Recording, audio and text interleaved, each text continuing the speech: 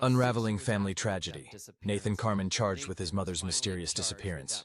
So before we go further, let's go back a little bit with who was Nathan Carman. Nathan Carman was a young man in his early 20s, and he was a part of a larger family in New England, a very wealthy family. There was his grandfather, Nathan's grandfather, John Chocolus, and he was a very wealthy man, had made a lot of money apparently in real estate, nursing homes, for example, and had, by some accounts, an estimated worth of over $40 million. Well, when Nathan was in his early 20s, he and his mother went out on a fishing trip, and this was fairly normal for them. The problem, of course, was that his mother never came back. And that is largely the basis of this documentary. The initial disappearance of Nathan's mother. She was just never found again. She was lost at sea. And that boat, which was named the Chicken Pox, sank.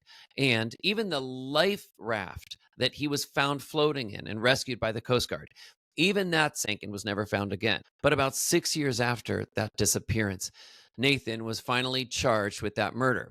The documentary also goes in to explain another unexplained death, the death of the grandfather, John Chocolus. And actually, he was shot to death in his own bed. And actually, who was the last person to see that grandfather that night but Nathan himself?